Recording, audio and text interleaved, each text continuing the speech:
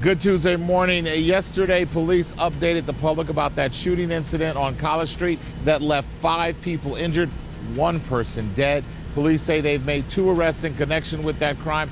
They say if the public has any information about this ongoing investigation, please give them a call.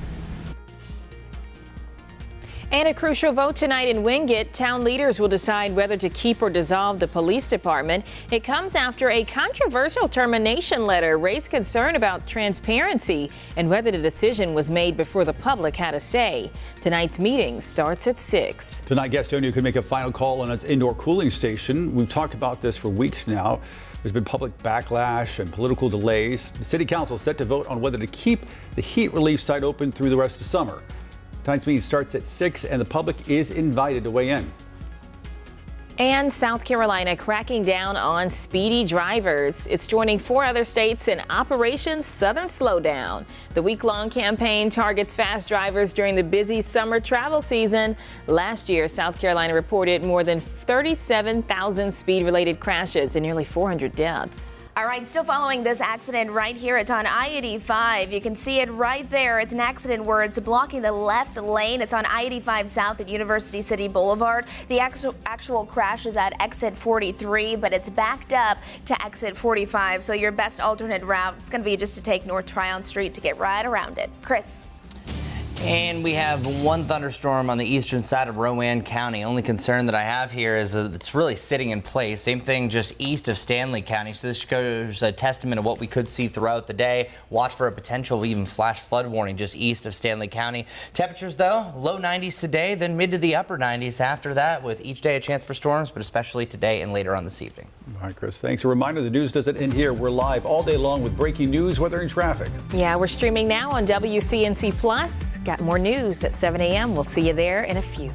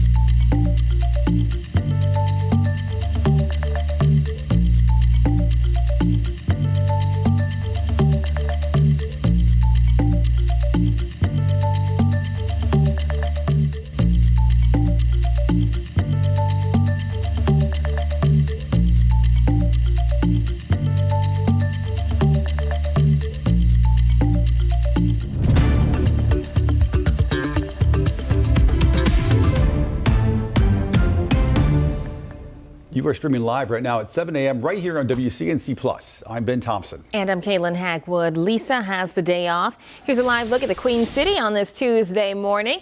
We're going to get a break from the heat today, but Chris Mulcahy says folks in the foothills need to prepare for a lot of rain. We're already starting to see some rain there as well. Yeah, and even outside of that, we're seeing some isolated showers and storms this morning that are leading to some flash flooding. And that's why this also continues through the northern part of North Carolina, cuts through the Charlotte area, and is just on the cusp of that green line that we're having some of our strongest storms so far this morning. So here's what's happening. We have this little trough, it was a little low, that's circulating the winds in this general direction. This blob of rain that you're seeing here on the eastern side of Virginia at one point prompted a flash flood emergency. There's 3 tiers to a flash flood warning. Flash flood warning base, flash flood warning considerable, and then once you get to flash flood emergency, that means it's a life-threatening situation. Even a considerable one is the same scenario. And I think we're pretty close to actually reaching a threshold on this one as well. This is just west of Raleigh. A lot of rivers and lakes right through this stretch, and this thunderstorm is barely moving. This goes until 8:30 Eastern time.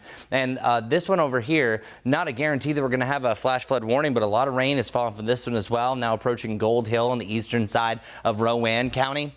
This is one that's worth monitoring because just off towards the east, look at this rain. Now, luckily, this is starting to unravel. Once you start to see those plus signals, that is showing the positive lightning strikes, once those start to fade, it shows that it's starting to spread out a little bit so it's less concentrated. But still, a lot of rain has fallen around El Dorado, just east of Stanley County. So this is kind of a testament of what we could see on and off throughout the day. Meanwhile, as I'm mentioning that flash flood emergency, check out how much rain fell associated with this, up to around 9 inches of rain in a very short time frame. We've actually had several rains like this. One in New York, we had up to 7 inches, and there was actually one in Florida yesterday that had upwards to about 10 inches of rain in a short period of time. So for us, we already have set the stage that we know flash flooding is going to be a possibility. We're already seeing it actively, but it's going to be that case and scenario. You only saw a few storms in our area. There's one over in Raleigh, but other than that, you don't have a lot of activity for the near term. I think by the afternoon, we are looking at more of these to start to flourish. Whenever you have a trough, whenever you have a front, something to drive up all that heat and humidity, and today's actually more humid than it was yesterday, it's going to allow you to have a better sustainable storm chance. So anytime goes, really. For the rest of this morning, I think you can have an isolated shower. Heading into the afternoon, you're also going to have a possibility. Don't be surprised if you don't really see a lot, especially southeast of Charlotte for the afternoon, until later on in the evening, the main batch is going to roll through. I think the first initial batch will start to form here in the mountains. Then it kind of starts to cross-pollinate with some of these other storms. And then by the early to mid-evening is where we have the last pieces drift their way towards the Charlotte area. So it's really a complicated forecast that I can't say, hey, you in this county at this time will see rain. These are very hit or miss, but they're actually more scattered today compared to the more isolated nature that we saw yesterday. We will see some sunshine. We're actively seeing it right now, but at times it will get a little bit cloudier, especially when those rain showers are starting to develop. So right now, we have that trough that's firing up some storms. Also a stationary front, quasi-stationary front, kind of moving around to the north. But we're really keeping an eye on this low pressure system. That's one that's really going to drive things. I think there's a possibility that this turns over to a tropical depression, even a tropical storm, as early as tomorrow. And then check this out. It actually shows some pretty decent organization here in the short term before it potentially could be making landfall. I think it's really that Friday time frame, Thursday to Friday, that we potentially could see this making landfall depending on what it is. And things are really starting to stack up that we're getting closer and closer to, I think, being Tropical Storm Dexter and our 4th named storm of the season compared to just being a plain old unnamed low. 40% chance over the next 2 days. Likely, I think that might go up to about 60% either in the next update that's at 8 o'clock or even for the 11 o'clock one as well, or some point in the afternoon. And also the Weather Prediction Center showing that day 4 of our excessive rainfall, look at all this, a high chance for flooding in the southern part of Louisiana, anticipating that storm, which actually could be close to Category 1 hurricane strength. Definitely our strongest storm of the season. More on the tropics coming up in the near term. 92 today, 95 by Thursday, and then we have the mid to the upper 90s really from Friday through the weekend heading into next week. So quote, today is the coolest coolest day of the week, even though it's really not by much. Let's head over to Majestic, who's had a semi-active start to the morning commute. Good morning, everyone. Well, a lot of that rain has tapered off, so a lot of the roads are already starting to dry up. You can see it here. A lot of people up and at 'em starting their morning commute. It feels like it's 76 degrees. Temperatures are at 76 degrees, so yeah, it is warm outside. Want to show you our live traffic map, seeing mainly green, but still following this, where we just picked up on an accident where it did block the left lane on I-85 South at University City Boulevard, exit 43, but backed up to W.T. Harris Boulevard. That's exit 45. I'm starting to see some clearing now, so there's a good chance that the car's now off to the side. But if you don't want to deal with any of it, your alternate route would be just to take North Tryon Street. In addition to that, this accident that we've been following as well on Old Dowd Road has since been cleared, so making some progress there. But we are seeing really slow ramp traffic. It's just starting to be that time of the day. I-485, the outer loop at exit 10. You can see that red there. It is just indicating stop and go traffic there. And then orange showing up, slowing down some people this morning. Another area where we have just that slow ramp traffic on I-77 at exit 38. That's what I'm looking at for now. A big picture perspective of what's going on along I-77. If you're coming in from York County, you can see our typical stop and go conditions, but no accidents as of now. And then I-85 inbound, starting to see more colors pop up, just meaning a lot of people are heading in the same direction. We'll have another check on those roads coming up here in a bit. Kaylin. All right, Majestic, thanks. We're learning more from Charlotte police this morning after one person was killed and multiple others shot near a set of bars uptown this weekend. It has both neighbors and city leaders voicing frustration over the recent violence and how police patrol the area. WCNC Charlotte's Richard Devane joining us live in Uptown. He's been following this story. And Richard, let's start with the good news. Police say they have made some arrests in this case. Yeah, they say they continue to investigate, but they have made some arrests. All this as folks who were in Uptown are wondering if the police can do more to keep them safe. Police say two people now in custody as the family of a victim, 37-year-old Ailey Alexander Bryant, continued to grieve the senseless violence that took his life. He was shot and killed early Sunday morning outside several nightclubs located on College Street here in Uptown. 5 other people also injured, but none of those were considered life-threatening. Monday, CMPD held a news conference to update the public about that shooting, saying they've arrested 2 suspects in connection with that incident. Police say the investigation continues and that officers recovered multiple firearms, including at least 7 guns from the scene. Deputy Chief Ryan Butler says he understands the public's concerns about the violence, while adding police are working very hard to make people feel safe in this community. You can see some of the individuals who we believe are suspects in the case running past cars with their blue lights on. That is how brazen, how callous this is. If there are people that reach out to you that say that they don't tolerate this, that they will not accept this behavior, I don't think anybody accepts this behavior. I don't accept this behavior. I can assure you that none of our officers or detectives do. I want the community to be angry about this, because this is not something that anybody should have to tolerate.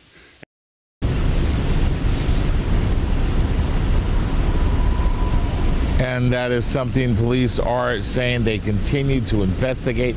They say some people out there may have seen something, may have seen video, may know who's involved in these incidents. In this incident in particular, they need you to give police a call. We're right here in Uptown at police headquarters. We'll send it back to you. And Richard, we know CMPD facing a lot of pressure from not only neighbors, but even some members of council about how they patrol that area. They gave some comments on the ways in which they keep people safe. What are you learning about that today? Yeah, one of the city council members, Edwin Peacock, made a comment wanting to inquire about those particular bars, if they're trouble spots or if they've been having issues there before. Other members of the city leadership have also weighed in, saying that they're concerned about this, as is everyone. Candidate who's running, Krista Bakari, when she was announcing that she was running or filling out the paperwork, also commented on the violence in Uptown. So it's got a lot of folks' attention. Police say they understand that. All the while, they have not said that they've made any plan to make any other arrests. They have said that they're actually going to be revisiting all of their procedures and plans to make sure that they're doing the best they can in the Uptown area and the city as a whole to keep crime down and keep incidents like this from possibly happening. Of course, Uptown, an economic hub for the entire region, so if people don't feel safe uptown, it has broader implications across the city of Charlotte and the entire region. Richard Devaden reporting live for us there outside police headquarters. Richard, thank you. Now, later tonight, the town of Wingate is going to vote on whether to keep its police department. But as WCNC Charlotte's Tradisha Woodard explains, there's concern that a decision may have already been made. This letter is now stirring emotions across Wingate. I think it's terrible. I think the town should have done better. Not only does it highlight Officer Eric Tallent's termination after battling brain cancer for months, but notice the date. It was sent one day before the town's meeting last week. I'm afraid that decision's already been made. They either fired him because they're doing away with the police department, or they fired him because he's sick. Matthew Carlton is an advocate for the Talent family. He says the decision lacks not just transparency, but also basic humanity. I've never heard of anybody getting fired while they're getting treated for cancer. Chief of police there, I talked to him yesterday, and he said that they have offered the employees severance package, but he asked about Eric. They said that he didn't have a severance package. I spoke with Eric's wife, who says he dedicated 5 years towards protecting the town of Wingate, but now they're being met with silence as many prepare the final vote on the police department's future. The impact of that decision has already begun for the Talent family. This is a once-in-a-lifetime chance for them to do the right thing, and they should do it. Tradisha Woodard reporting for us there. We reached out to town officials for more details surrounding Eric's termination, but we've not heard back. Tonight's meeting is set to start at 6 p.m. A new health alert to tell you about this morning. Gaston County has confirmed its 10th rabies case this year. Officials responded to a call in the Mount Holly area for a dog that came in contact with an infected bat. Since the dog is so young, it doesn't have the rabies vaccine yet, so it's under strict quarantine. Officials are now stressing pet owners to make sure their animals are up to date on their shots. 7:12 right now on WCNC Plus, and happening right now, a SpaceX Dragon crew just getting back to Earth. This is video of that return where you can see crews tending to the capsule and helping the Dragon crew out of that spacecraft. They splashed down just after 5:30 this morning. We've been watching throughout the morning here on WCNC Plus. By the way, this is a private commercial mission with 4 astronauts. The crew docked at the International Space Station back on June 26th. So no doubt excited to be back home. Now the latest on those rounds of flooding hitting central Texas once again. It comes as that area is still reeling from devastating floods, now blamed for killing at least more than 100 people statewide. Morgan Chesky is on the ground with the latest. Dangerous downpours threatening the Texas Hill Country, with flood watches covering areas in recovery mode. The death toll statewide from the flooding now more than 130 people. As new details emerge about the crucial moments the waters rose. At 1:14 a.m. on July 4th, a family spokesman tells NBC News Dick Eastland, the owner of Camp Mystic, received a National Weather Service alert on his cell phone. The spokesman says Eastland then walked outside to assess the property, called family on walkie-talkies, and between 2 and 2:30 a.m., staff began moving campers to the Mystic Rec Hall. Eastland later died in the floods. Following the tragic loss of life, growing scrutiny over the lack of warnings from officials, who are the only ones able to tell residents to evacuate or shelter in place. It wasn't like a tornado. It wasn't like a hurricane even. It lasted all day. We asked Kerrville City Manager Dalton Rice on who has authority to issue alerts at a city level. And what person would that be? So ultimately, it's me. Ultimately, I have the ultimate authority to be able to make those decisions based on. Rice adding he was managing rescues and says other local officials can also blast out citywide warnings. Did you issue one? Yeah, so I did not, but that does not mean that something did or did not get issued. I don't know. We haven't dove into looking at the after action stuff. Officials say full reviews are still coming. Until then, the search for the missing now in its second week. These divers clearing off debris above before scouring the murky depths below. A painstaking process for closure that may never come. Morgan Chesky reporting there. And a new video this morning of flooding in the tri-state area in New York and New Jersey.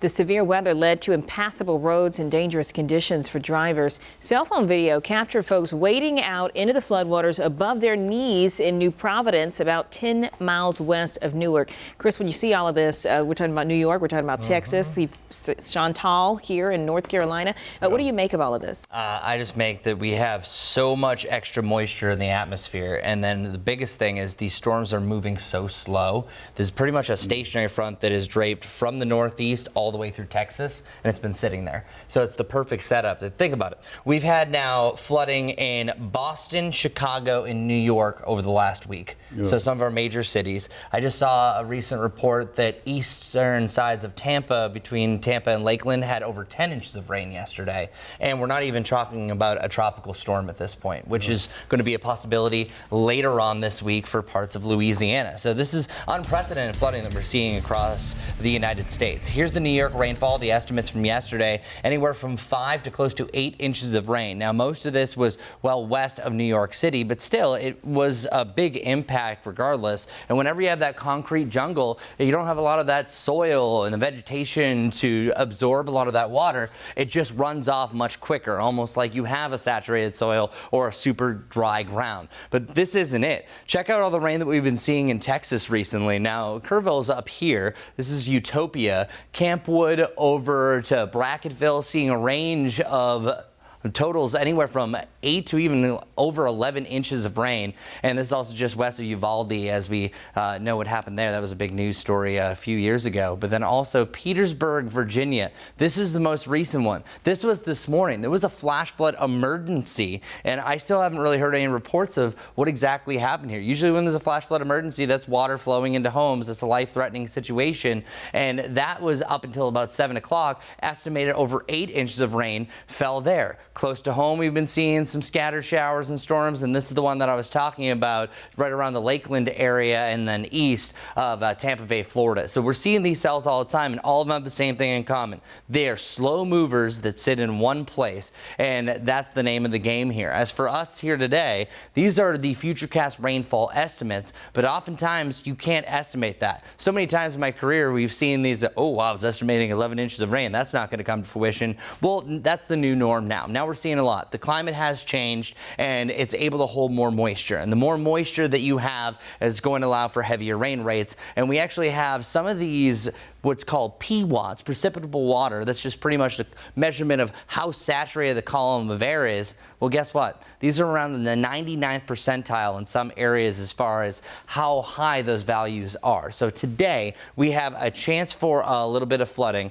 really a low end through Charlotte. But hey, this area green has already prompted a flash flood warning so far this morning west of Raleigh. And then it's the medium threat from about Charlotte, let's call it around Belmont, up to around Boone in the mountains, that we could have a chance for some more of those slow-moving storms. Here's the flash flood warning that I was talking about up until 8:30. Right now, just a base flash flood warning, so not ones that would notify you by the wireless emergency alert system, but still it's starting to fade out, and that's going to be kind of the nature of a lot of these storms, and still a lot of heavy rain starting to still continue in the eastern side of Rowan County, close to about 1 to 1.5 inches of rain estimated to fall right around Gold Hill in eastern Rowan, and there's been a lot of rain over here as well. So I'm just letting you know through the course of today, you're going to have a lot of this on and off activity, but then that's also not talking about what this system is going to do. Florida is about to get dumped with a lot more rain as this piece of a low will travel across the state. And once it gets right here, we're talking about a solid chance for tropical development. And then once that moves inland,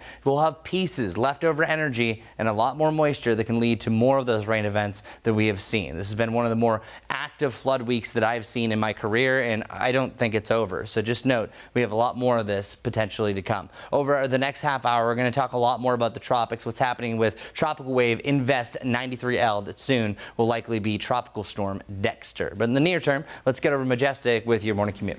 Good morning, everyone. If you have places to be and things to do, here we go. Let's take a look at what's going on across those area roadways. A big part of the story today is that some locations, well, you have been waking up to some wet roads. For the most part, a lot of the rain has tapered off, and I've noticed a lot of the roads are already drying drying up. 76 degrees as you're heading out the door, so another warm and muggy start to the morning. Still following this right here, it's an accident on I-85 South near University City Boulevard. The accident happened at exit 43, left lane blocked there. So if you just want to forget about waiting in any traffic, your alternate route this morning is just to take North Tryon Street. Meanwhile, west of the Uptown area, we are following this traffic signal failure. Never good news there. It's at Fruitwood Drive and Clearwood Lane. So make sure you're paying attention as you head out the door.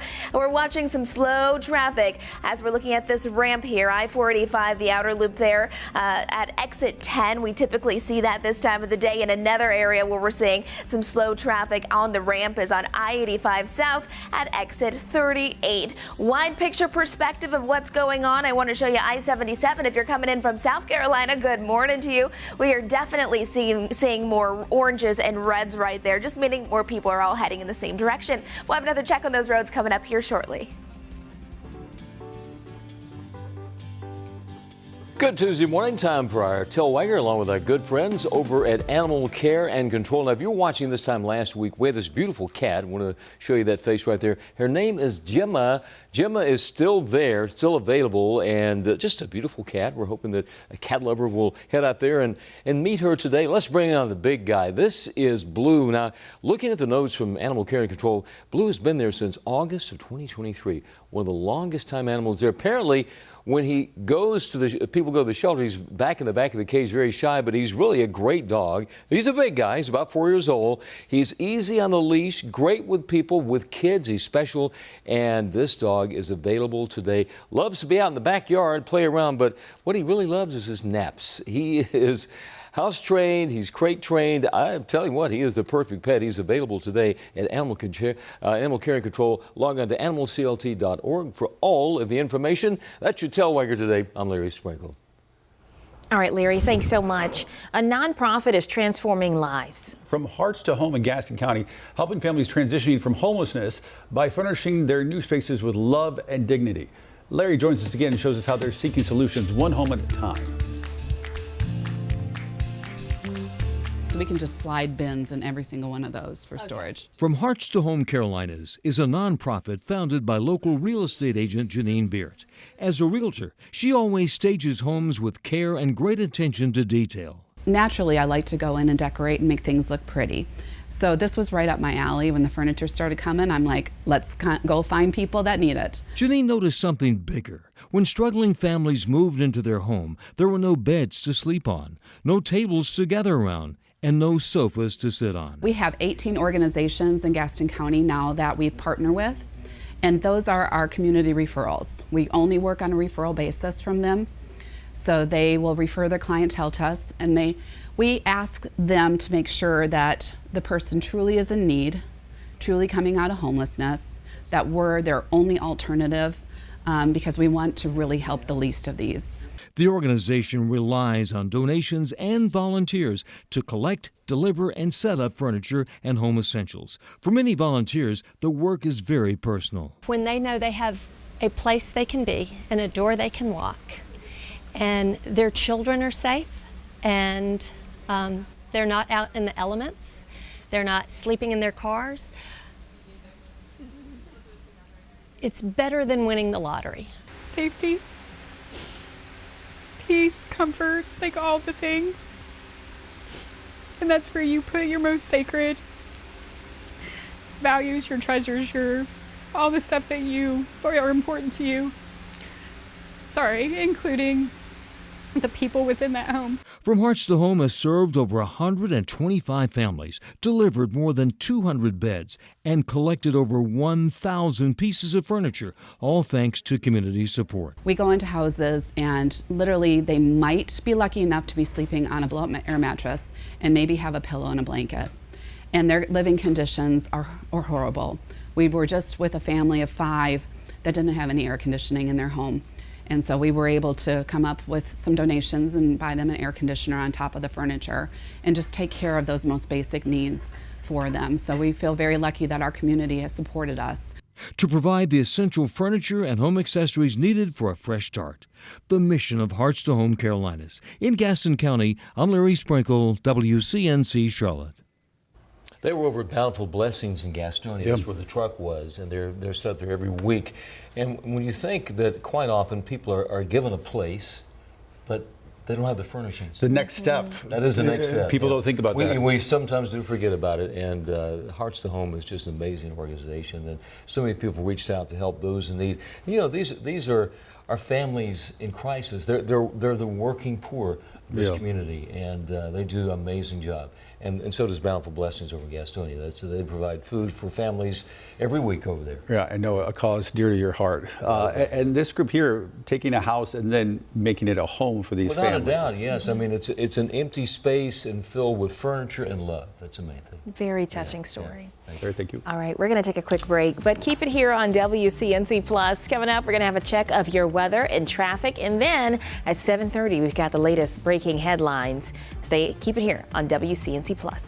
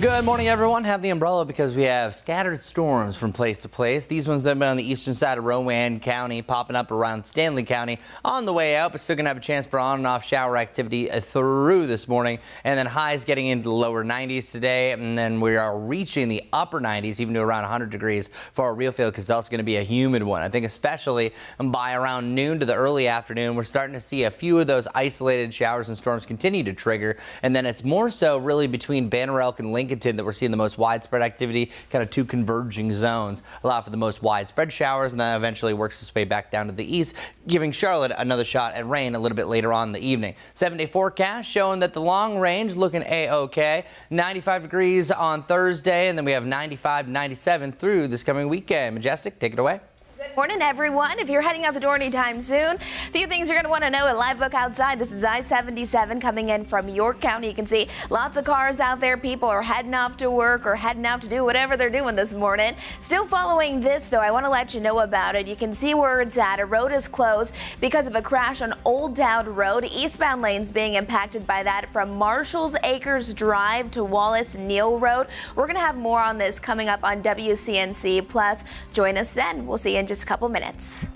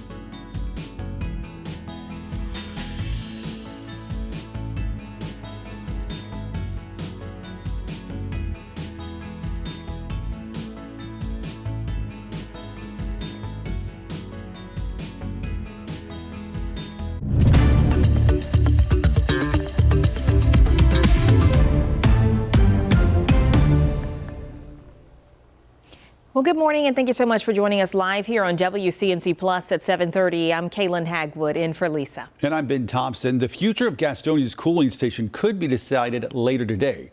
The meeting comes after weeks of heated debate. WCNC Charlotte's Destiny Richards live with a preview of what's at stake and what could change. Good morning, Destiny.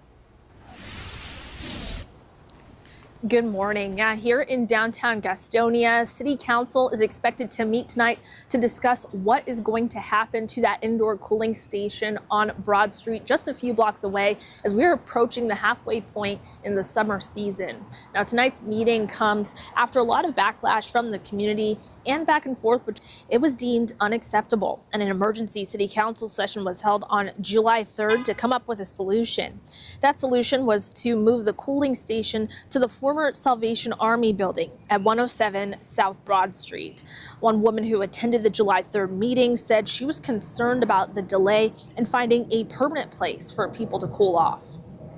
I'm just very concerned about this cooling station. We know that we're not out of 90-degree weather by far. So what are we going to do? As a community, we are willing to serve and be the helping hands. Only the mayor and two other city council members were at the July 3rd meeting. And according to Mayor Richard Franks, in order to get a clear answer on the cooling station, they need every member to be present and to vote. That's what they're hoping happens at tonight's meeting. It's at 6 p.m. at Gastonia City Council. There's also a public comment period for folks to weigh in on that cooling station. And of course, the cooling station is still open because we still have hot days. It's still hot today, I mean. And as for if it's going to be open going forward, that is still unclear. Yeah, to that point, Destiny, what are the possible outcomes here after tonight's meeting? They could keep it open, they could shut it down, some sort of hybrid in between. What are the different options? Yeah, well, in this meeting that took place, it was very clear that the mayor was adamant that a permanent solution be found no matter what it takes, even if a little bit of extra spending comes with that. He knows that there are other city council members that may not be okay with that, but he is committed to finding a solution. He said that some of the issues that took place were that, you know, they have nonprofits that are helping at the current station right now, making sure that they have food, making sure that they have something to drink, water, Gatorade, things like that. But obviously they're just volunteers. It's not a permanent staffing solution. So staffing is an issue, especially to have people that are there for those days when the heat index is 95 or higher. That's when they said the cooling stations would be open. And again, he said that it's just trying to get a permanent plan in place so that this can be something that is a consistent thing that's open, a consistent resource for people that need it. So he said even if a little bit of extra spending from the city is needed, he's willing. Yeah, because it's only the middle of July, so we know we have many more hot days still left in store this summer. All right, Destiny Richards reporting live for us there in Gastonia. Destiny, thanks. All right, 7:33 now, turning back to your forecast, and relatively speaking, Chris, today is going to be one of the cooler days of the week. Yeah, because compared to where we've been, 95, 97, yesterday exceeded expectations, got up to 98 degrees. Geez, even had a heat index at one point at 103 around the Charlotte area. Today, I still think it could feel like 100, but our highs in the lower 90s today. It really just depends on how much sunshine we're going to see, and each day going forward, 93, 95, and then we're back to really that 95 to 98 degree range as early as Thursday through the weekend. Nothing's really going to stop it. And typically when you have those temperatures rolling for several days, it's easier to get back up to that point, especially when you start off this warm. Today, if we didn't have the cloud cover that we had, I think that we easily could get back to the mid 90s. And truly, if you don't see the storm, some of us I think are going to pop into the mid 90s at least. Check out Lylesville. Nice mix of cloud and sunshine. You got a picturesque variety of all different levels of clouds, and then mainly just some upper level clouds being viewed here over on our Dallas camera, some of those low-level stratus. So some of us are blocked by the sun, while others seeing a brighter sky. Over here in Monroe, same thing goes that we're seeing for our Dallas camera, actually looking much better than it did, say, an hour ago. So our surface map's all over the place. Check this out. We have this trough that's pushing some winds out of the northwest. Then we also have a drive from this weak high pressure system driving things off the shoreline. So it's these kind of combination, the collision of these two boundaries that are going to allow for us to see more widespread rain a little bit later on. We've been seeing a significant threat for the same thing right over here to Raleigh, where there was a flash flood emergency in the eastern side of Virginia. Well, now I think it's right along this trough, this area, so from northwest Charlotte up to the mountains. That's where we could see most of the rain today. But there are also chances for those isolated thunderstorms could provide a flash flood warning at any given point during the day today. So we have a low to a medium threat from around Gastonia up to Boone, this area of yellow per the Weather Prediction Center, saying the prime spot for some flooding. But I've already seen a flash flood warning west of Raleigh, or as early as this morning, and then outside of today and tomorrow, very weak chances, but it will return to a low chance for flooding in the mountains on Thursday. And then we're really watching what's happening down towards the south. I think we're going to be influenced by an extra plume of moisture that could up our rain potential by the weekend. But let's start with the now. There's two scenarios that are going to play out. One, these storms die out for a little bit and then we're dry most of the afternoon. But the other one that's kind of trending a little bit more in this model's favor is that we're going to see scattered showers and storms this morning heading into the early afternoon. Not a guarantee. Now, if you live southeast of Charlotte, you have the best chance of staying dry today. That's where we're seeing the least activity. But as I mentioned, the converging of two different zones come together right here around Charlotte and Northwest. That's why we see a little bit more activity right in here, and then eventually it could drift back to the Charlotte area a little bit later on in the evening. So that's where I think we're going to see most of the rain late day heading into the evening, but still spotty showers and storms in the near term. I think the max totals that we're going to see is up to about 2 inches plus, while the rest of us likely will average less than an inch when this is all said and done. And some of us not even any rain at all. That's really been the nature of the beast. So rain is likely today, then isolated to spotty. Thursday I think has the best chance of staying dry with no showers or storms. And then Saturday, we might be adding Sunday to this as well, has the best chance for some scattered activity. Because as we mentioned, there's a system that is right off the Florida coast that's going to cross Florida today. And once it moves into the Gulf, we are talking about the potential for our next tropical storm and potentially tropical storm Dexter. So 92 today, 93 on Wednesday, and then 95 to 97 to end the week heading through the weekend. Coming up next, we're going to take a much closer look at the potential for Dexter, the impacts to the Carolinas, and where it's expected to make landfall. Stick around for that here on WCNC Plus. But up next, we have to see how your morning commute is affected. Good morning, Majestic. Good morning, everyone. Well, a few things you're going to want to know if you do have some place to be this morning. Let's switch it on over. We're heading out to my live traffic maps. I am taking you out to Independence, where we are following a wreck. It's on Independence, the ramp from Eastway Drive. So if you're coming in from Eastway Drive and you're heading on to Independence, you're going to have some slowdowns. That's the biggest thing that's going on right now. Here's a picture of that incident as well. So you can see that dump truck right there at Eastway Drive, and you can notice how jam-packed Independence is right now. I mean, traffic is moving incredibly slowly at this time. In addition to that, off to the west of Uptown, we're following this wreck. It's a road that's actually closed now from Marshall Acres Drive to Wallace Neal Road. You can see exactly where this is. Eastbound lanes are being impacted by that. We have one traffic signal that's just simply not working. It's on Fruitwood Drive at Clearwood Lane. Not seeing any significant impacts there. Just make sure you're paying attention as you are traveling today. And then this accident, look at all of this red right here. It's on Providence Road, north at Lansdowne Road. It's backed up to Old Providence Road. A lot of red right here as well. So that's going to be something that I continue to keep a very close eye on. That's what I'm looking at for now. That's the biggest slowdowns. We have our typical slow ramp traffic right here on I-485, the outer loop there. That's exit 10. We'll have another check on traffic coming up here in just a bit. Ben. All right, Majestic, thanks. Time now at 7:39. A new face, but familiar name is running for Charlotte City Council. Krista Bakari is running for District 6, a seat once held by her husband. WCNC Charlotte's Julie Kay breaks down her priorities and what makes this race so interesting. On Monday, Krista Bakari officially filed for Charlotte City Council District 6. If elected, this would be her first time in public office, but she's no stranger to politics. Her husband, Tark Bakari, stood beside her as she filed. He left the District 6 seat earlier this year to join the Trump administration. The couple made headlines in May after Krista Bakari told me she believed CMPD Chief Johnny Jennings should resign following a payout with the city. She says if her husband had still been on council, it wouldn't have happened. Should have never happened. They kept information from the council members that they should have never done. So I hope to be there and provide that voice and provide some checks and balances. She says her focus on transparency also extends to public safety and transit, pointing to this weekend's shooting in Uptown. Bakari claims CMPD hasn't provided enough answers. Voters will also decide on a 1-cent sales tax for transit projects. Bakari says if passed, council needs oversight. And we need to make sure that money is spent across Charlotte to benefit all Charlotteans. She applied to fill this seat temporarily, but lost in a tiebreaker vote from Mayor Vi Lyles.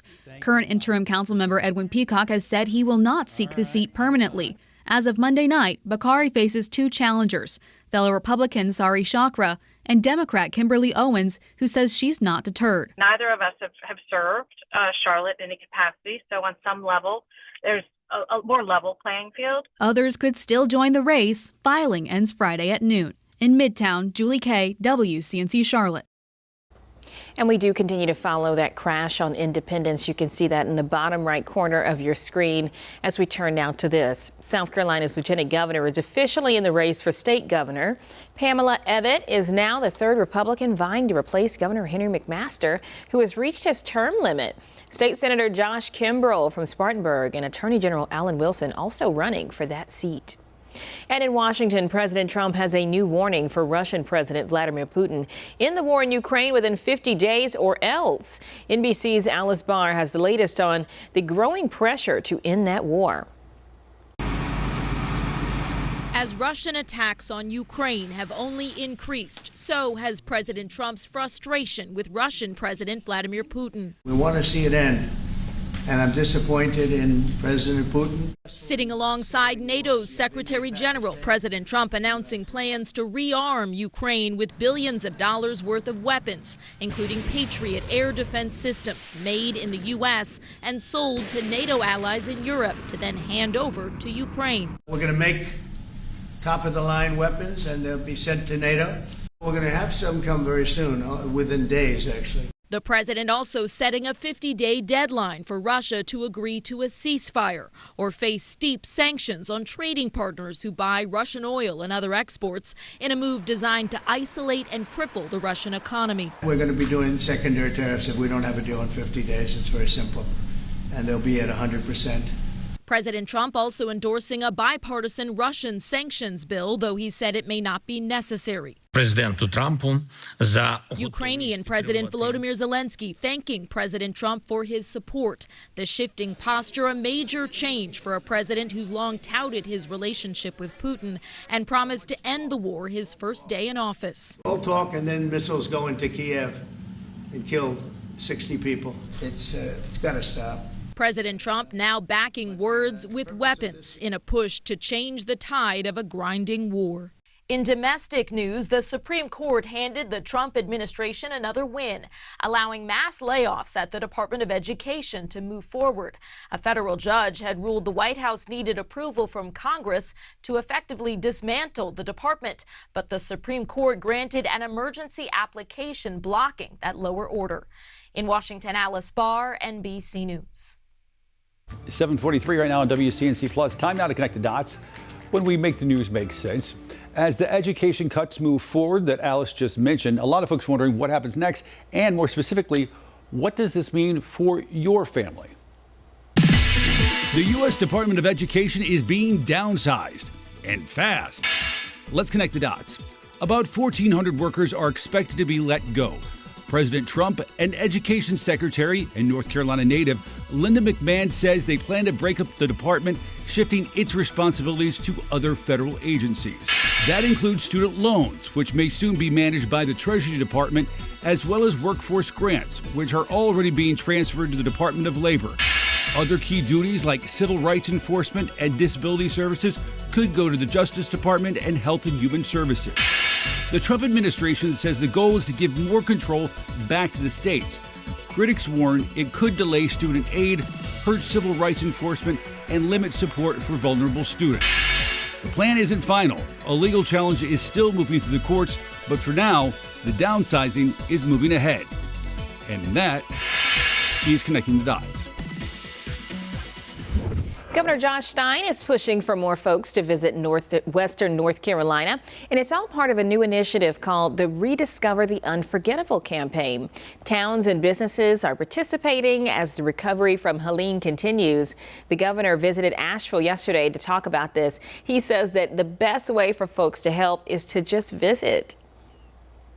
And what we want is for people not to associate the floods, the high water mark, but to realize that water has receded and people have come back and rebuilt, and they need our business. We need to make sure that as many people can come to West North Carolina as possible so that we can have fun, spend our money. There is no better way that the people of North Carolina can do something to help people that will be more enjoyable to them than coming to Western North Carolina and having a great time.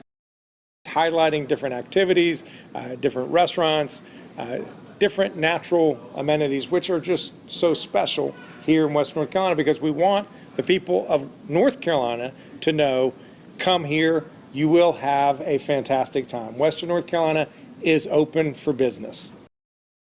And you can catch the governor's full press conference there on WCNC+. More new video of flooding in the Northeast as flash flood warnings were issued from multiple counties. You can see water covering the streets and cars barely getting through. New Jersey Governor Phil Murphy has announced a state of emergency due to that heavy rain and stalled storms. Chris. And I really want to take this time to focus in on the tropics, because I think that's going to be one of the bigger stories that we're going to see here in the near term. And our tropical wave Invest 93L, I think, is within a day from at least becoming tropical depression, even tropical storm, and dare I say our first hurricane of the season, because the newest updates really starting to trend that way. But there's several things that are going to be preventing this. So first off, here's the low. You can see it spiraling right now. This is east of Florida, so a decent amount of rain is going to come from the system, but then eventually this thing is going to pass further off towards the west. Right now, the most recent update from the National Hurricane Center, which we should have a new one popping up at about 8 a.m. So we're just about 13 minutes for that coming down. Could even be happening right when I'm talking about this.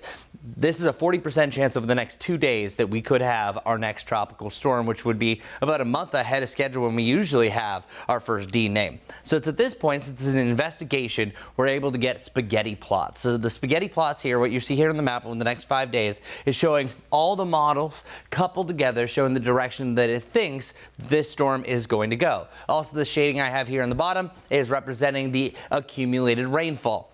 As accumulated rainfall, anything in the purple is up to about 1 to 2 inches of rain. Once you get to about the 2, it's about 2 to 4 inches. But look what happens. This is 11 p.m. on Wednesday. At this point, we start to see a turn back into Louisiana. So this is 4 p.m. on Thursday. So Thursday is kind of looking to be the sweet spot into Friday. And then we start to see more of the longer range ones bring this up through Louisiana, parts of Mississippi, along the Mississippi River before it starts to turn back. Our direct impacts here in the Carolinas, I think it just adds more moisture to the equation, so that means any rain that pops up could be a little bit heavier than normal. So this is all kind of interconnected, and once it drives to the north, where that's going to push in more moisture from the south. So that's one model, and already the Weather Prediction Center is showing the day 4 time frame. That's 8 a.m. Thursday to 8 a.m. Friday. They have a high risk for flash flooding. Right here is the sweet spot. I think this map is going to change, and again, a lot of this is going to change. I'm just showing you some of the data. I'm not recklessly saying that, yes, you're going to have a big-time hurricane.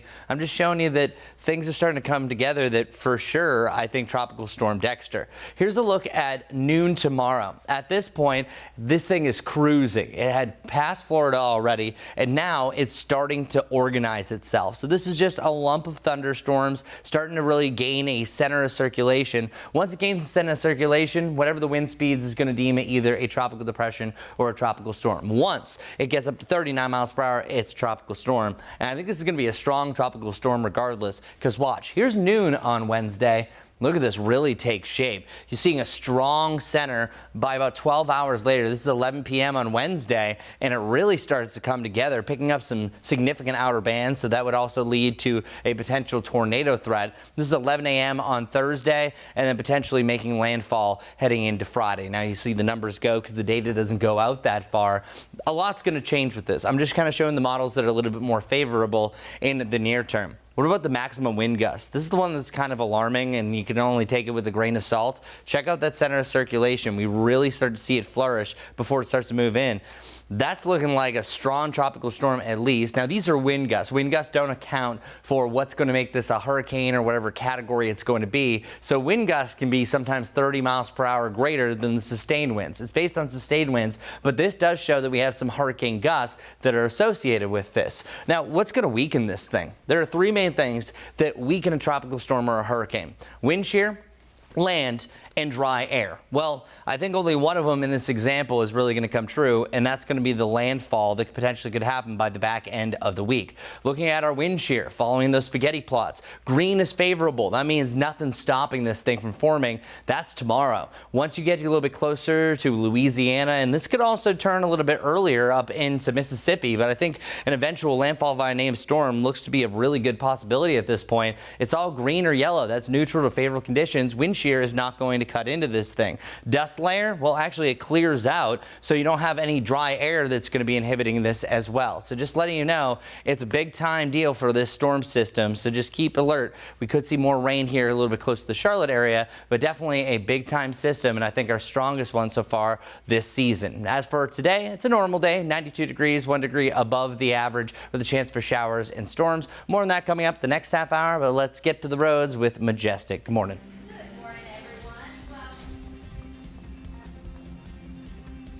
All right, well, good morning, everyone. Let's take a look at a few things as you're heading out the door this morning. Let's start with this, just to look at I-77 from York County. It's just going to be kind of a cloudy and damp start to the day. As we're switching it over to our live traffic maps, though, there are going to be a few slowdowns for you, multiple at this point. The biggest one that I'm looking at right now is going to be right here as we zoom it on in. It's out towards Independence. You see all of this orange right here. It's indicating that you will have those slowdowns. The entry ramp on Eastway Drive impacting northbound lanes. That's going to be impactful. If you take Eastway Drive to get onto Independence, it is really slow moving right now. Here's a picture of what's currently ongoing. You can see how slow moving Independence is in general. We already know that this is a typical watch spot this time of the day where congestion really starts to pack on, but it seems like we're having some impacts there on that ramp on Eastway Drive. So continuing to follow that, another thing that's going to be impactful if you take Providence Road is this accident here where we're seeing a lot of red. It's a backup here. It's on Providence Road north at Lansdowne Road. It's backed up all the way to Old Providence Road. We don't have a picture or a camera on that, but definitely seeing those slowdowns. Now, just west of Uptown, Old Dowd Road eastbound, there's a road that's closed from Marshall Acres Road. That's bringing some impacts, seeing still oranges and reds there. And then remember this traffic signal, it's just not working at this point. It's at Fruitwood Drive and Clearwood Lane. And then one last one that I want to highlight here. You can see a lot of backups here. It's because we have a blocked lane because of a stalled vehicle. It's on Wilkinson Boulevard, impacting eastbound lanes on Main Street. We'll continue to keep you up to date with the very latest, but again, I think that Independence inbound is going to be our most significant wreck at this point. Ben. Majestic, thanks. 7:53 right now. A South Carolina retirement community has launched the state's first ever research-based art therapy program for seniors with memory loss. Leaders hope that it may slow their cognitive decline. Destiny Chance has that story. So it introduced me to a new part of his personality. Helen Lynn has been a resident at Clemson Downs for 5 years. You want to add any more to it? I don't know what exactly they add. And so has her husband, Dennis. Some days are diamonds and some days are stone. Everyone has a purpose, and art is just such a thing that pulls people together. Hold your brush up like this. Yeah. At Clemson Downs Memory Care Facility, they've created South Carolina's first research-based art therapy program specifically designed for residents with Alzheimer's and dementia. It's been great for the artists, local artists, to come and be paid and do really meaningful work. What makes this program special isn't just the art, it's the science behind it. He did this tiger, and then he did this shamrock. This groundbreaking collaboration between Clemson University, the Art Center, and the city will soon include clinical research to prove what artists have long believed, that art can actually slow the progression of memory loss. The program has been so successful that they're sharing their toolkit with other communities, hoping to expand this life-changing work across the state and beyond, giving residents like Dennis the push to challenge themselves in a non-conventional way each Tuesday. So what they needed a month ago may not be what they need today. Restoring hope to loved ones like Helen every day. And sometimes I just listen to the same words over and over. It's called the long goodbye for a good reason. Alzheimer's is called the long goodbye. So I miss the husband that I married, but I appreciate the fact that he's still here. Perhaps a little bit of hope for those people. 7:55 right now. Going to take a quick break as we take a live look right now over Uptown. Keep it right here on WCNC Plus this morning and all day long.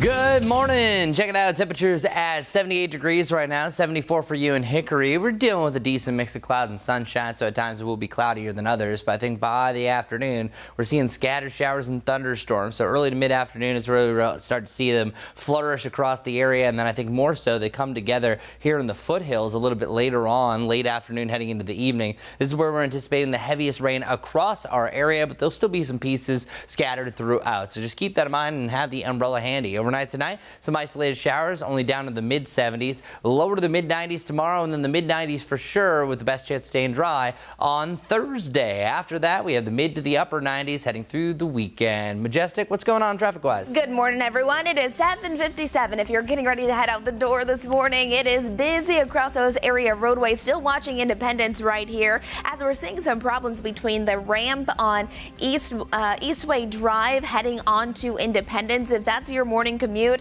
we have a slowdown there. There's a picture of what's going on. This is Independence. You can see how slow moving it is. And again, it's that ramp to get onto Eastway Drive. In addition to that, another accident in South Providence Road north at Lansdowne Road. It's backed up to Old Providence Road. We're going to have more on this coming up on WCNC Plus in just a couple of minutes. Hope to see you there.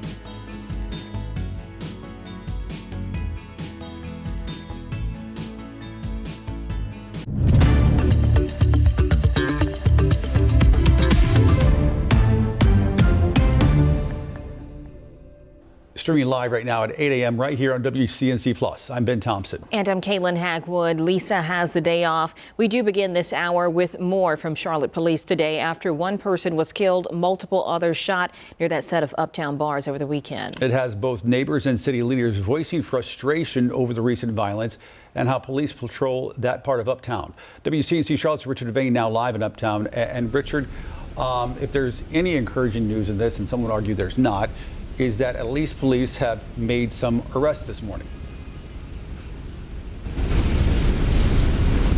Yeah, that's absolutely correct, Ben. Good morning to you. Good morning, Kaylin. Good Tuesday morning, everyone. This is something that has the entire city of Charlotte weighing in here at the police department, talking to police, saying that they're concerned about the fact that 2 shootings happened, that second one a fatal shooting over the weekend, and why police couldn't have done more to prevent that incident, maybe just by being present there.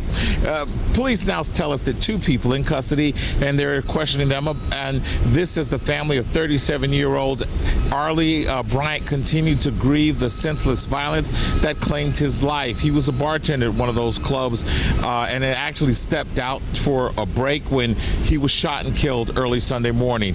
This on North College Street in Uptown. It was part of a shooting where 5 other people also shot or injured, I should say, but none of those were considered life-threatening injuries. Monday, CMPD held a news conference to update the public about that incident, saying they have arrested 2 suspects in connection with the shooting. Police say the investigation is ongoing and that officers recovered multiple firearms, including at least 7 guns from the scene. Deputy Chief Ryan Butler said at the news conference that he understands the public's concerns about the violence, while he adds police are working hard to make people safe. And he also says that this crime was a very brazen one that has even police shocked. Can see some of the individuals who we believe are suspects in the case running past cars with their blue lights on. That is how brazen, how callous this is. If there are people that reach out to you that say that they don't tolerate this, that they will not accept this behavior, I don't think anybody accepts this behavior. I don't accept this behavior. I can assure you that none of our officers or detectives do. I want the community to be angry about this, because this is not something that anybody should have to tolerate. And to that end, Deputy Chief Butler says it's important that if anyone has information about this incident that happened over the weekend or the shooting that happened on Saturday, early Saturday morning, please give police a call. They want to hear from you. We're right here outside of CMPD headquarters in Uptown. Richard Devane, we'll send it back to you. Richard, as a veteran reporter, you have better insight and perspective into this than most people. As you know, Uptown, an economic engine for our region. People need to feel safe when they're going up there. But this incident over the weekend did not operate in a vacuum. I mean, going back a couple of years ago, you had that shooting on New Year's Eve in Uptown. People didn't feel safe. You've had a number of issues at the transit center Uptown, people not feeling safe. There's been, in the last couple of years, an ongoing narrative that has nagged Uptown. And it's upsetting neighbors, it's upsetting city leaders, that we have not been able to get a handle on this. Yeah, you're absolutely correct about that, Ben. There was an officer shot. That was brought up in the press conference in Uptown. They mentioned several of the incidents that happened just within the last few, not years, few months. This year, starting from the beginning of the year to now, there have been several shootings, several incidents in Uptown, people not feeling safe. Police launched an initiative last year that was supposed to help. One of the things in the news conference that I heard but didn't get details on was the fact that police major deputy chief made a comment about that there were 9 officers who were off duty working in those clubs. Now, while that might be a deterrent, there was never a direct answer as to how many officers who were on duty patrolling the area were working in that particular vicinity as well. Sometimes when people come up and they go for their guns, if they see a police car, they may stop. Now, that's something what we're going to be asking police officers, because the police department, because we want to know that.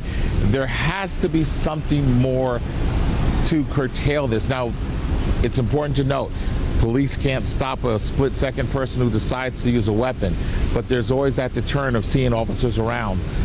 I know in certain parts of the city I have personally seen on the way into work on Monday mornings that some places they have officers sitting right outside certain night spots, the officers with the lights flashing. Those are areas where crime doesn't happen. We don't get calls on them anymore. Crimes did happen in the past. We may have to have something like that in Uptown, more visible police presence, because what's happening definitely isn't working. But as Deputy Chief, I'm so used to calling him Major, as Deputy Chief Butler always tells us, and he's so correct about this, it's a whole community aspect of it. It's people who work together to try to stop some of these people from getting upset and reaching for guns to solve a problem, and for people who, when these incidents happen, waiting until the shots are fired before they start calling 911. So it's a community type issue that everyone has to work together to solve. That's a long answer, but that tells you that there's a lot of folks who are concerned about this, including myself. Yeah, it's a complicated answer by all accounts. I know a lot of people are frustrated at this point. Richard Devane reporting live for us there in Uptown. Richard, thank you, sir. Appreciate it. Good morning. Here's what we're dealing with so far this morning. Some on and off showers and storms, which eventually could lead to some flash flooding. We've already seen it, and that's around the Raleigh area, and it's actually outside of these lines that aren't really depicting some of the flooding. Actually, it's right here. I'll put my hand in here that we're seeing some of the worst flooding right now across the Carolinas. Check it out. We've had this trough that's slowly pushing its way further down to the east, but it's actually a converging of zones. So you have the essential sea breeze and then also a flow that's coming from this system that's created a line of showers and storms that's extremely slow moving, and that's why we've seen a lot of flash flood warnings west of Raleigh, and now I think there could be a second one now that's starting to push into Sanford, North Carolina. And this line is fairly weak over on the Troy area, closer to our viewing area, but I think we will have our turn for another batch of showers very similar to this further off towards the northwest of Charlotte, and I think that's mainly going to be that area yellow that I was showing you. Here's that one flash flood warning that we were talking about earlier. It has been dialed back a little bit, but luckily it's just light to moderate rain, so really no those heavy flood threatening rains are associated with that one. A little bit closer to home, we've still had some ongoing rain that just won't give up right here around Gold Hill and Rowan County. That's still causing concern, because if we see this build and sit a little bit longer, this is going to be flash flood warning criteria as well. So just watch out around Meisenheimer heading down into Stanley County that we could see this system develop into another slow mover that doesn't want to go anywhere for the near term. So welcome to a chance for flooding today. That's going to be the biggest deal. Here's what we're anticipating.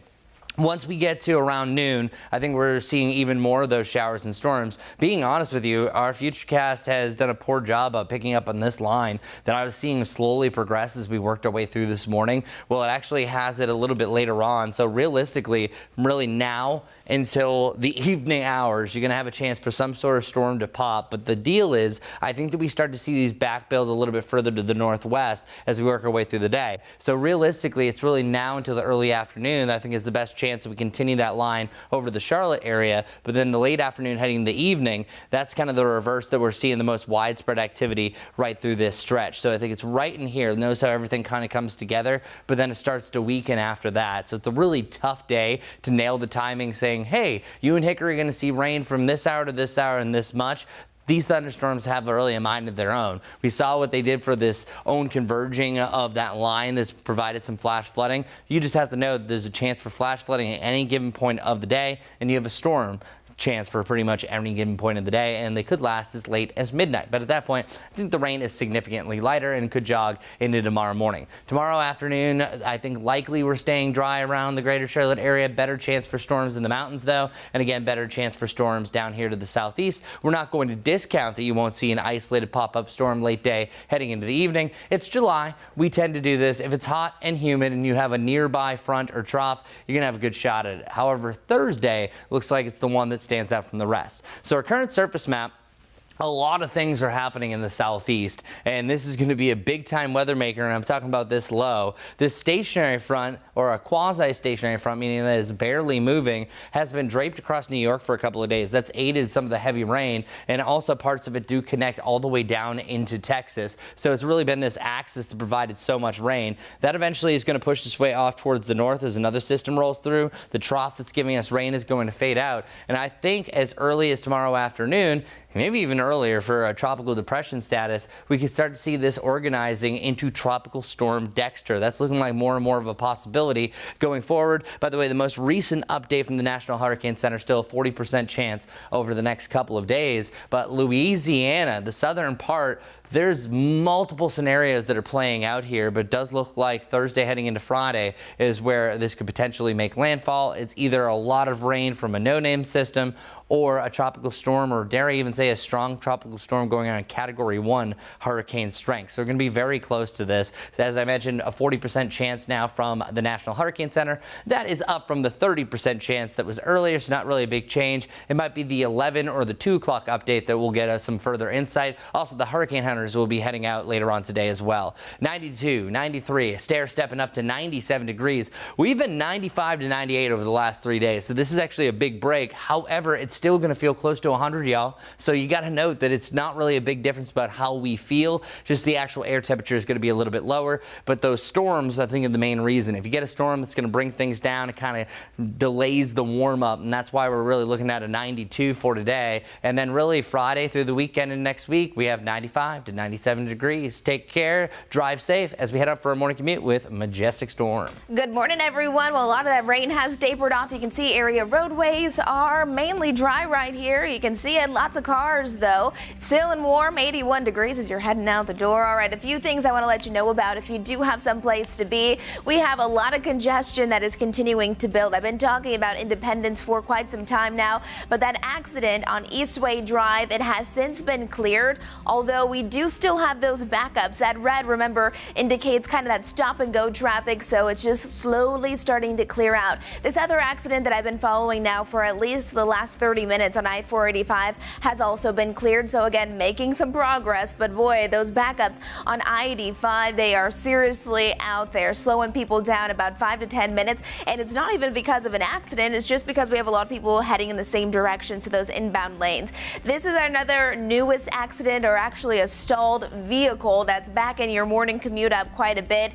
A right lane right now is blocked because of that stalled vehicle. It's on I-77 impacting southbound lanes at exit 23 at Catawba Ave. So we'll continue to keep you up to date there. Want to give you a big picture perspective. We have those slowdowns up and down I-77. So whether you're coming in from Fort Mill or coming in from Cornelius, you are going to have those slowdowns. We'll have another check on my traffic updates all coming up here shortly. Ben. All right, Majestic, thanks. South Carolina is cracking down on all the speeders out there. It's joined 4 other states in Operation Southern Slowdown. The week-long campaign targets fast drivers during the busy summer travel season. Last year, get this, South Carolina reported more than 37,000 speed-related crashes and nearly 400 deaths. Later tonight, the town of Wingate will vote on whether to keep its police department. But as WCNC Charlotte's Tanisha Woodard explains, there's a concern the decision may have already been made.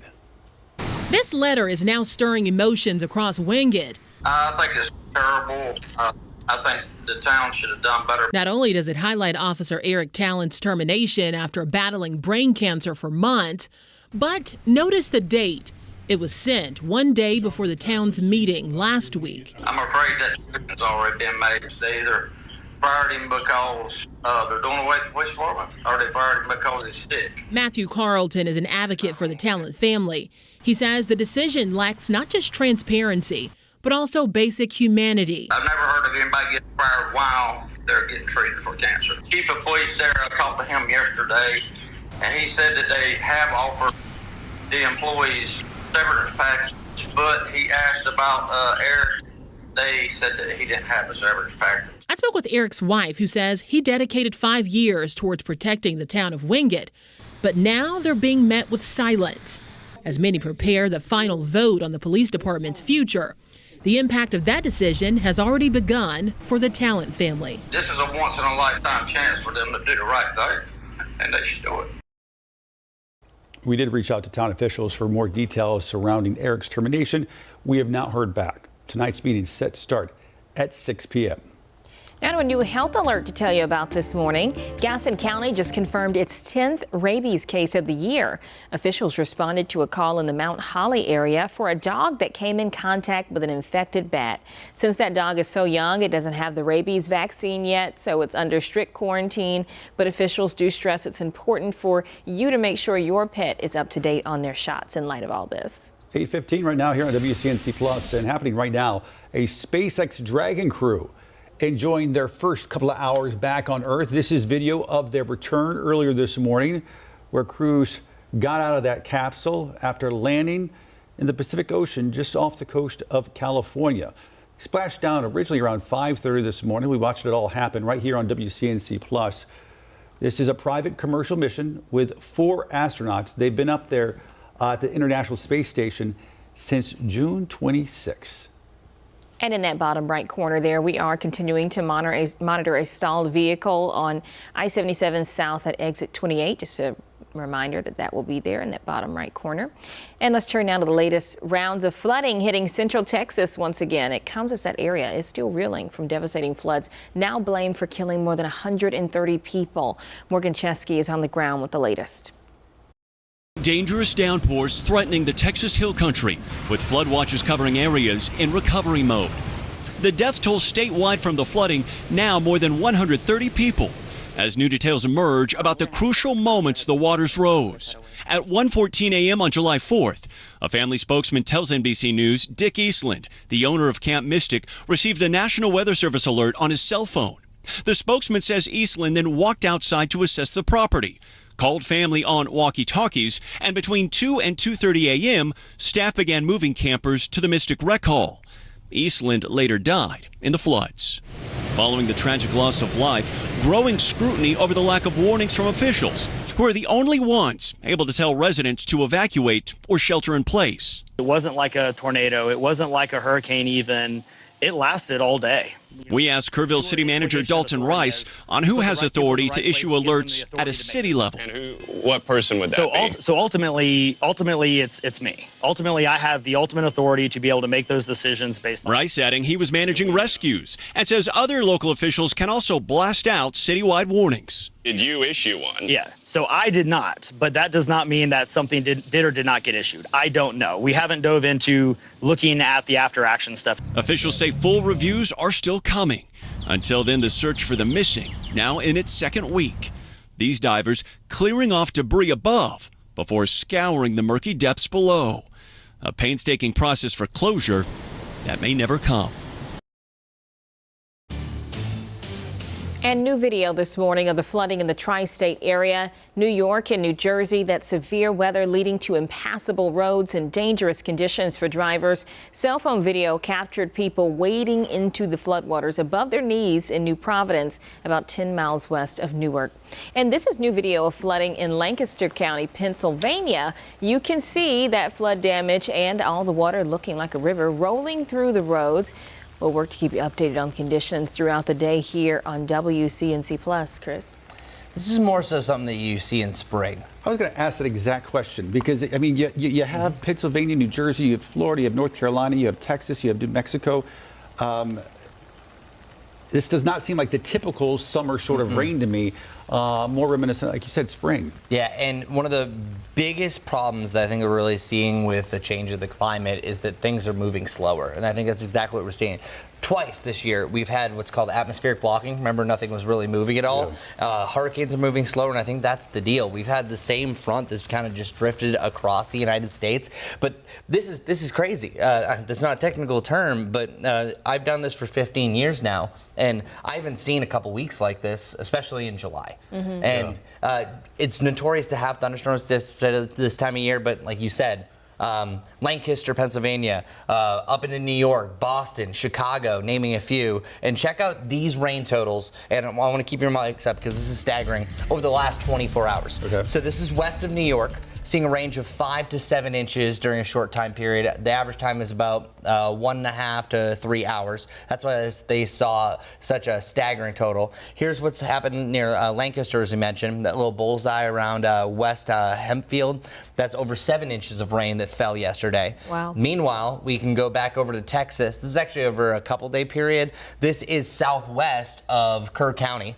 And they're now dealing with a rain of anywhere from about 9 to 11 inches. This is actually more of a 2-day total. Now let's go back up to this morning. This morning there was a flash flood emergency here at Petersburg, Virginia, because the storm just sat in place. And then let's go now back down to the south. Look at how much coverage I'm having. These are just little bullseyes and storms that are barely moving. This was yesterday between Lakeland, Florida and Tampa, Florida, about 10 inches of rain where they had a significant flash flooding there as well. And speed is important because, or lack thereof, because what's happening is these are not coming and going. No.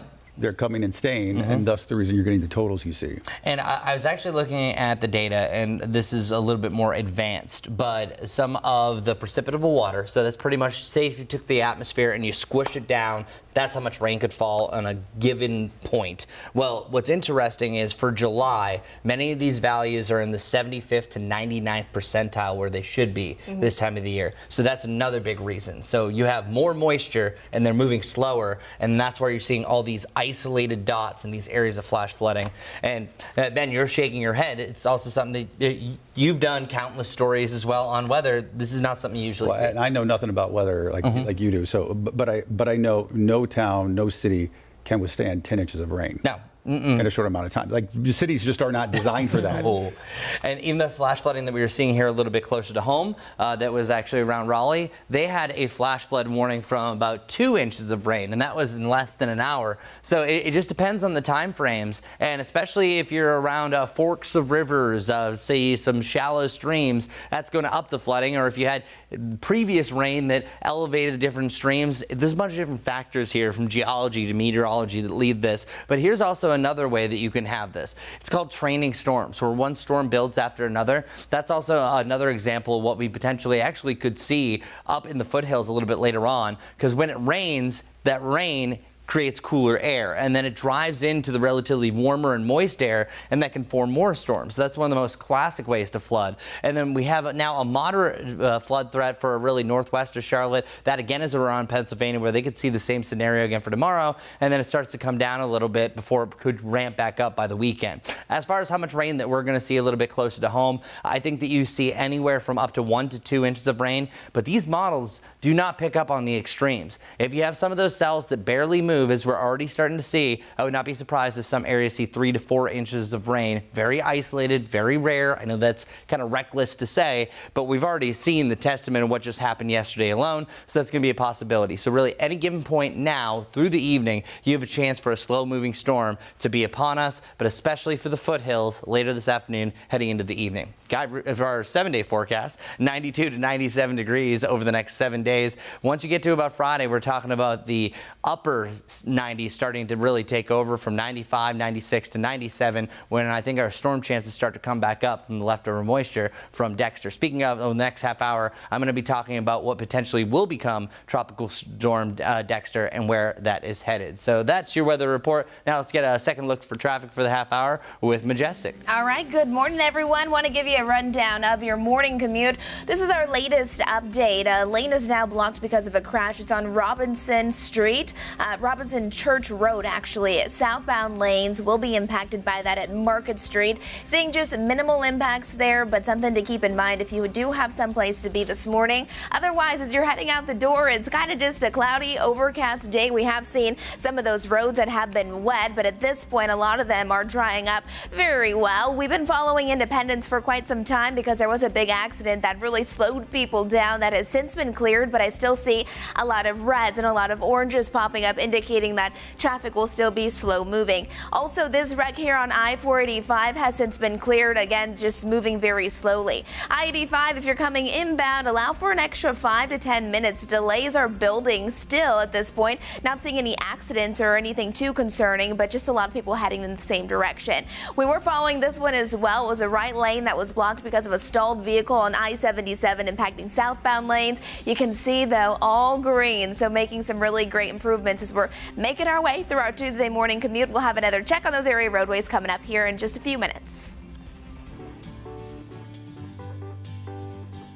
And good morning. Time for a Tuesday Tell. We're here along with our good friends over at Animal Care and Control. If you're watching this time last week, we featured a cat, and that cat's name is Gemma. By the way, Gemma is still there. Maybe some cat lover will head over Animal Care and Control and make sure that she gets a forever home. She's just a sweet cat. Now, we got a big guy as our tail wagger today. His name is Blue. Check him out. Blue has been there checking the records since August of 2023, almost 2 years. So hopefully we'll find the home. He's a great dog. He's a big guy, weighs about 65 pounds. He's 65 pounds with a lot of energy, as you can see in the backyard jumping up, but he loves his naps. He is house trained, gets along with the dogs, loves people. And by the way, this dog right here is the perfect pet if you like a big dog, a big friendly dog, great in public too.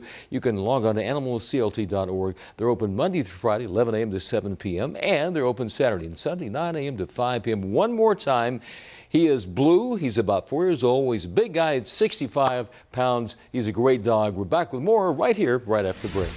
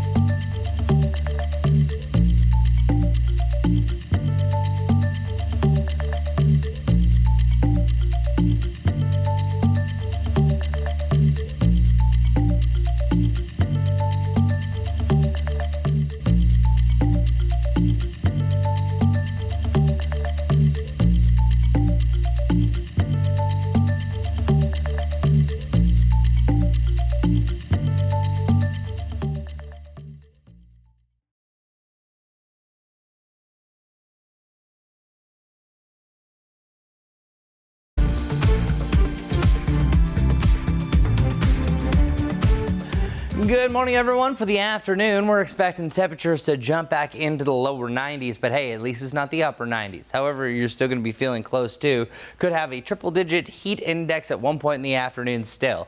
Nice mix of cloud and sunshine now starting to develop, but more thicker clouds will start to roll back in. We do have a chance for thunderstorms on and off throughout the afternoon. It just depends where you are. Where some of us, I think, easily get into the lower 90s, some even the mid 90s, while others will be stuck to the upper 80s, just depending on how much rain you see. So scattered showers and storms possible today, especially northwest of Charlotte. Then after that, isolated storms through the overnight, 74 tonight, and then 93. We begin our warm up, and we're going to try to get back to the upper 90s once again. 95 by Thursday. Thursday right now looks to be the driest day of the week, and then 95 to 97 is the range Friday through the weekend into next week. Let's get over to Majestic, see what's going on for your morning commute. Good morning, everyone. It is 8:27. If you're getting ready to head out the door, I want to show you a live camera. This is I-77 coming in from York County.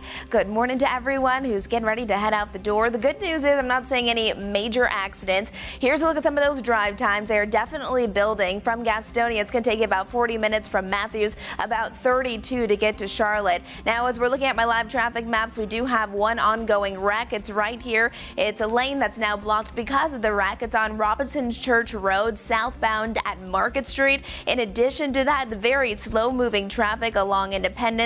No accidents, just moving slowly as you're heading inbound. Much the same along I-77.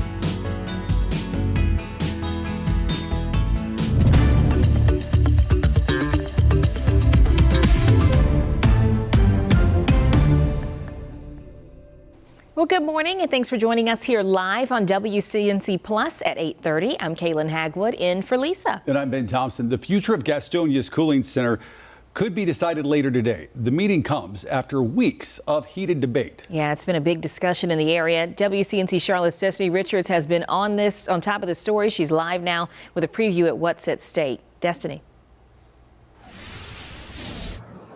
Yeah, tonight Gastonia City Council is expected to meet and discuss what happens to that indoor cooling center over on Broad Street, and this comes nearly halfway in the middle of the summer season.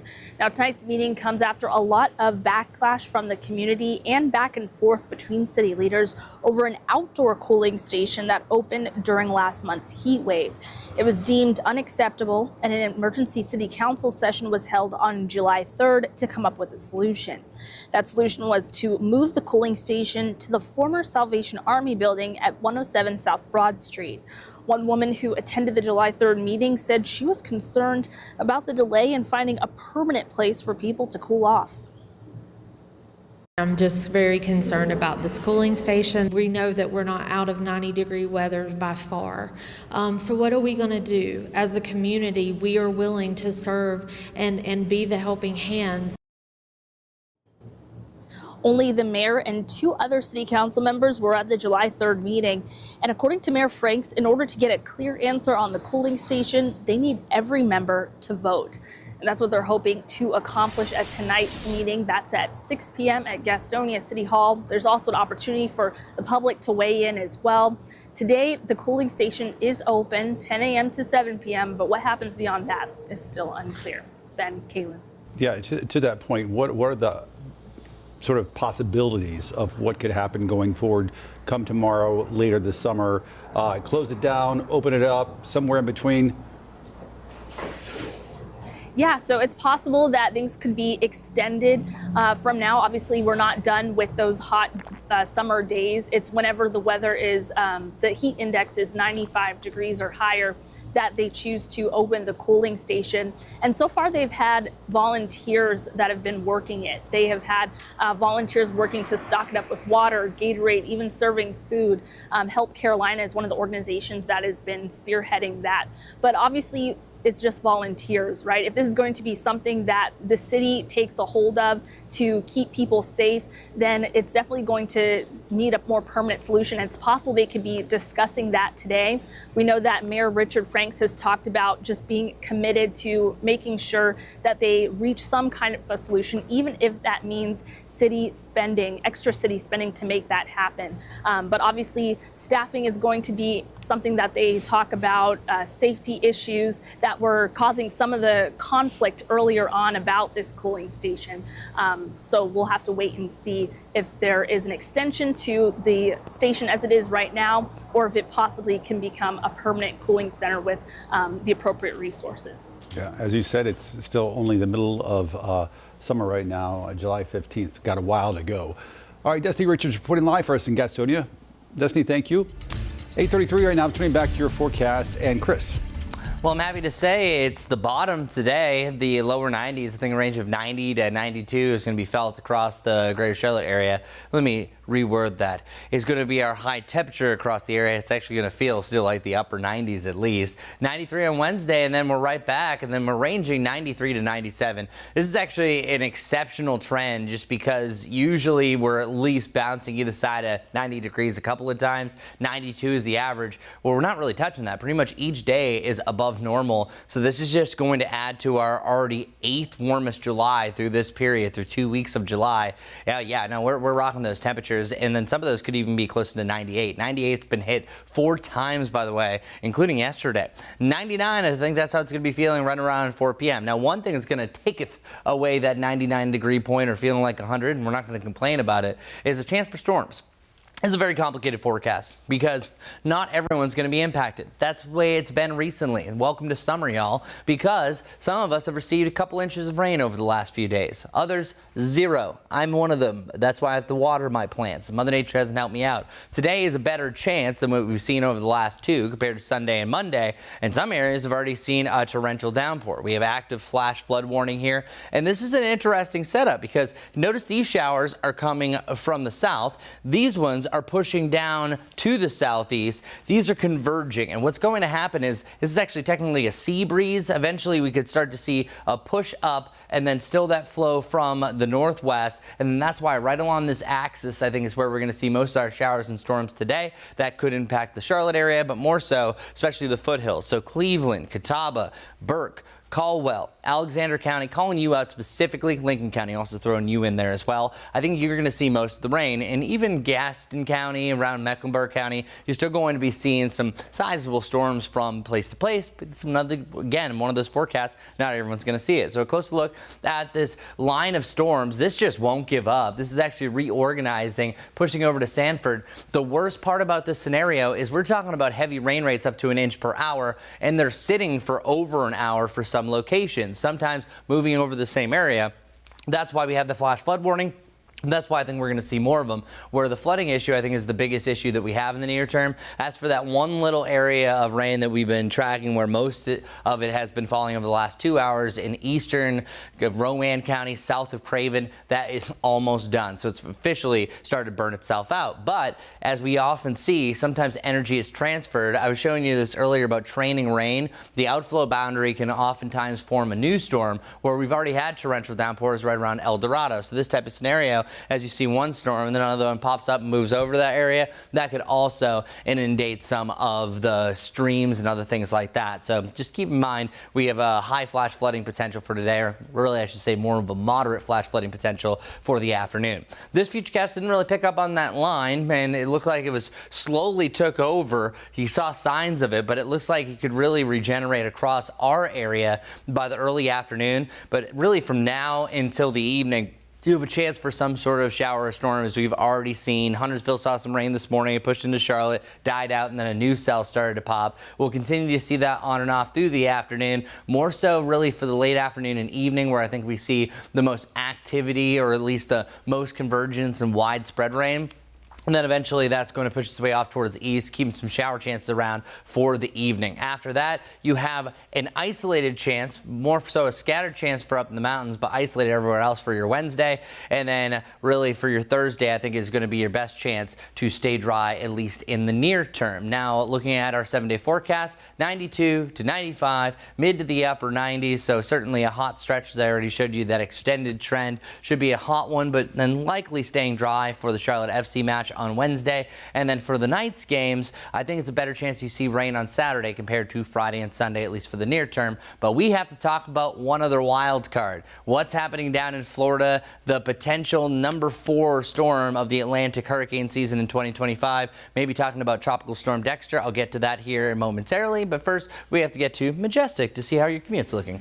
All right, good morning, everyone. Let's get to it. A live look. You can see lots of cars out there as people are heading out the door and doing what they need to do for their Tuesday morning.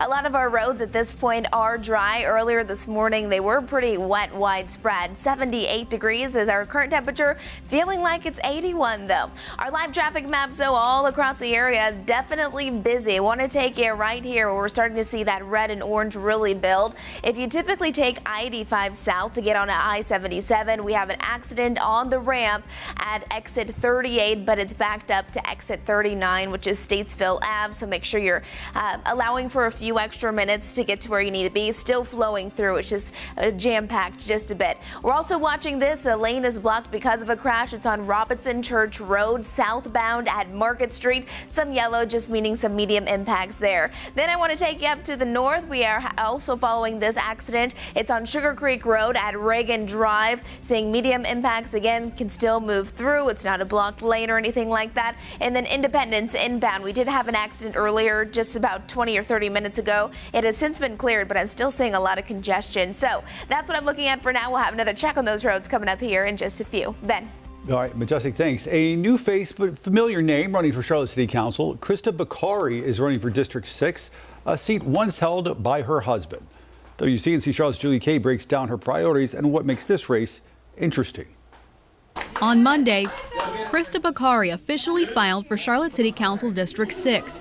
If elected, this would be her first time in public office, but she's no stranger to politics. Her husband, Tark Bakari, stood beside her as she filed. He left the District 6 seat earlier this year to join the Trump administration. The couple made headlines in May after Krista Bakari told me she believed CMPD Chief Johnny Jennings should resign following a payout with the city. She says if her husband had still been on council, it wouldn't have happened. It should have never happened.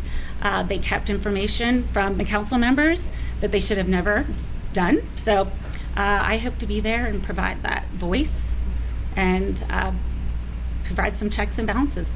She says her focus on transparency also extends to public safety and transit, pointing to this weekend's shooting in Uptown. Bakari claims CMPD hasn't provided enough answers. Voters will also decide on a 1-cent sales tax for transit projects. Bakari says if passed, council needs oversight. And we need to make sure that money is spent across Charlotte to benefit all Charlotteans. She applied to fill this seat temporarily, but lost in a tiebreaker vote from Mayor Vi Lyles.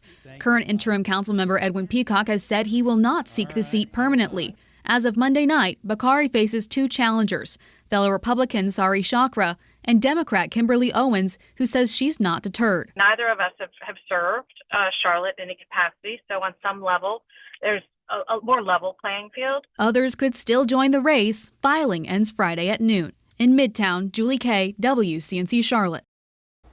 Well, in South Carolina, the lieutenant governor is officially in the race for governor. Pamela Evett is now the 3rd Republican vying to replace Governor Henry McMaster, who has reached his term limit. State Senator Josh Kimbrough from Spartanburg and Attorney General Alan Wilson are also in the running for the position as well.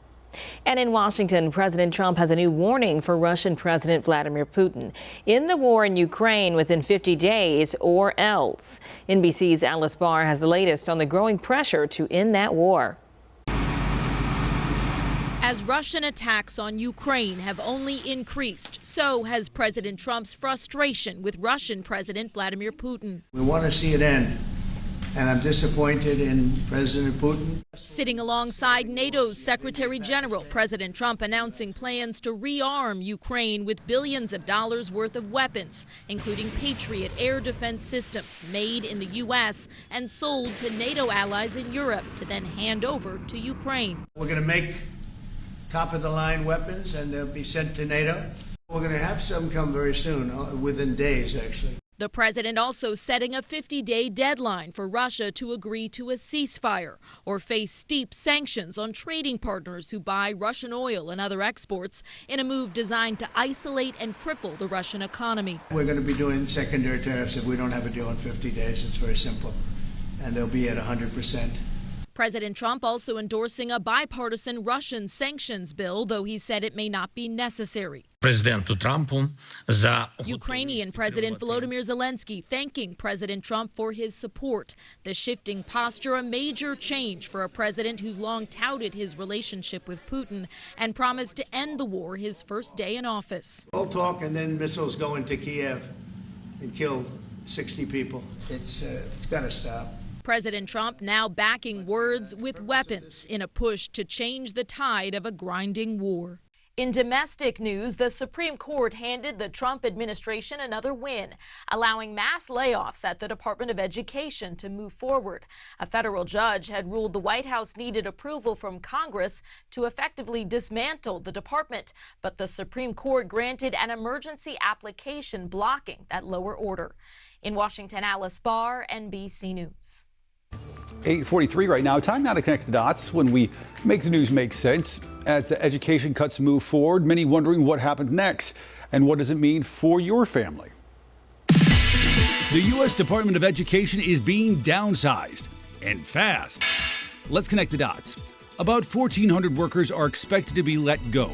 President Trump and Education Secretary and North Carolina native Linda McMahon says they plan to break up the department, shifting its responsibilities to other federal agencies. That includes student loans, which may soon be managed by the Treasury Department, as well as workforce grants, which are already being transferred to the Department of Labor. Other key duties like civil rights enforcement and disability services could go to the Justice Department and Health and Human Services. The Trump administration says the goal is to give more control back to the states. Critics warn it could delay student aid, hurt civil rights enforcement, and limit support for vulnerable students.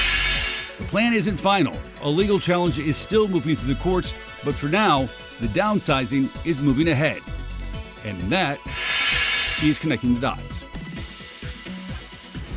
Well, Governor Josh Stein is pushing for more folks to visit Western North Carolina. This is all part of a new initiative called Rediscover the Unforgettable campaign.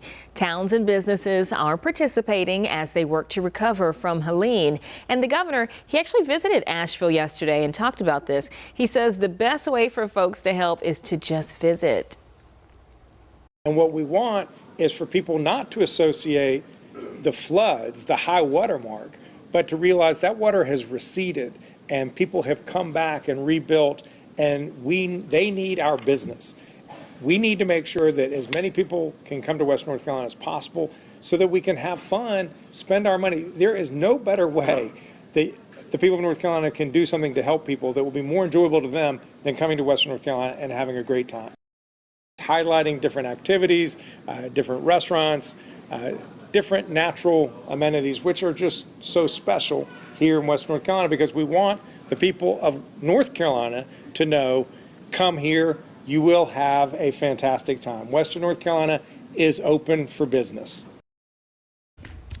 Right now, 8:46 here on WCNC Plus, and new video just coming in this morning on WCNC Plus of this scene you see here in Plainfield, New Jersey, where a home blew up. We do know the family that lives there had already left. They had fled to higher ground because of floodwaters in that area. Officials have not said if the explosion is weather related. Firefighters found the structure fully engulfed in flames when they arrived on scene at around 11:30 last night. Thankfully, nobody was hurt. Devastating. And there's more new video this morning of that flooding in New Jersey after multiple flash flood warnings were issued. Here's a look in Edgefield, New Jersey, where you can see water covering the streets and cars barely getting through. Governor Phil Murphy has announced a state of emergency due to heavy rain after those strong storms. I want to bring in our Chris Mulcahy. And Chris, we know a big part of this is just the slow moving nature of those storms. And I want everyone to be on guard that today that's going to be a possibility. And then we're going to see more of this slow movement actually over Florida. Believe it or not, I think the one thunderstorm that fell between Lakeland and Tampa yesterday is going to produce more rain than what this potential tropical system is going to do. So this low pressure system is about to move over Florida, right around Daytona Beach, down to Melbourne. Now, it should be clear by a little bit later on. And this is technically Tropical Wave Invest 93L. This just means that the National Hurricane Center is watching this low, and it's within this orange area that we have a 40% chance of development over the next 2 days. And there's a lot of things lining up. I think this is going to be Tropical Storm Dexter. It's just about how strong is this going to be? When's it going to make landfall? As of right now, it does look like it's primarily Louisiana. There is an outlier chance over here in Mississippi. And the worst case scenario is that this turns into a hurricane. So let's look at it. We now, since it's an investigation, can track the spaghetti plots. So these are a multitude of models that come out from the center of where it's at right now. And it's going to show us the general path. So this is over the next 5 days, but it's really just going to show us up into the weekend. Here's Wednesday, tomorrow morning. So at this point, this is the nice area. This is where we have favorable conditions, the warm water temperatures at 80 plus, everything that a tropical system needs to develop. So by tomorrow morning, I think we're really getting a tight circulation. They're seeing this push due west, and then it'll have a chance of pushing its way off towards the north. So it does start to curve back in. There's still a lot of question marks what exactly this is going to do, but regardless of this getting a name or hitting all the criteria to become a tropical depression and tropical storm or a hurricane, you're still going to have a lot of heavy rain with this because it's going to be drinking off some of those warmer waters. Then we'll see excessive rainfall. It pushes off towards the north, pretty much glides right here along the Mississippi River, but a lot's going to change because we have some models that are all over the place. And it's just now for day 4, the Weather Prediction Center is now calling for a high chance of flash flooding and some excessive rainfall. I still think with this system, the way things have been, how saturated everything is, that we will have some localized totals of up to 10 plus inches when this is all said and done. So this is just more of a widespread event compared to just all those little isolated guys. So here's a look at our surface map. Check this out. This is by noon tomorrow. And at this point on the surface, you're starting to really see the organization of a tropical storm. And look right in here. That is the initial findings of an eye wall. And right there, that is a tight circulation condition.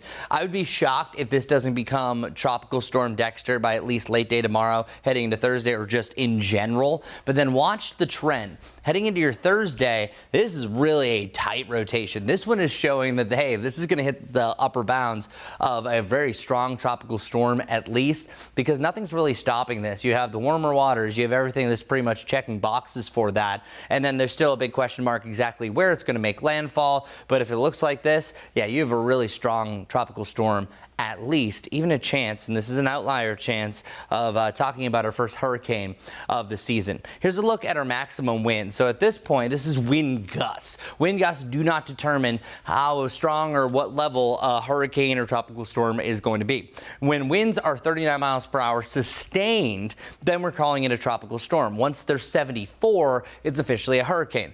This, at noon tomorrow, showing indication of wind gusts over 50 miles per hour. I think that could be a possibility. That's just wind gusts. That could still just be a tropical depression. But then once it gets to this point, it's showing hurricane force gusts. And this is 3 a.m. heading into Thursday, and then it really organizes and blows up. This is the worst case scenario if this comes through. But that's why you can't look at just one model. Here's the European model that's actually been pretty trustworthy.